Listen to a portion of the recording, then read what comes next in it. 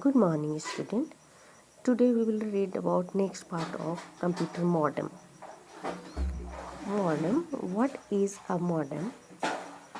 A modem is a device that converts digital data into analog data, which can travel through telephone lines.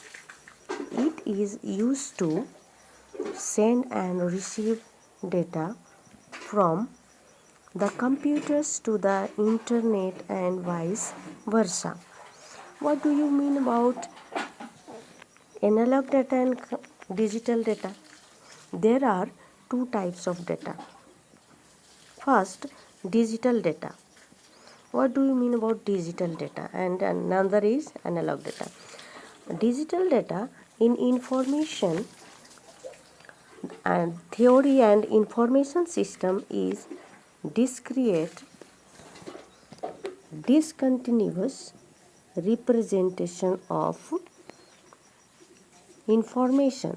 The term digital data is most commonly used in computing and electronics, especially where real world information is converted to binary numeric form, as in digital audio and digital photography. And analog data means that is record in form that is similar to its original structure, contrast with digital data. Next, we will read about hard disk. What is a hard disk? Hard disk is a part of a unit, often called a hard disk drive, that stores and provides relatively quick access to large amounts of data on an electromagnetically charged surface or set of surfaces.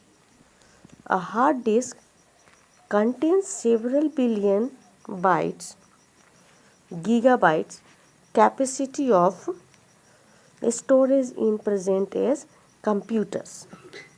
Next, we will read about motherboard. What do you mean about motherboard?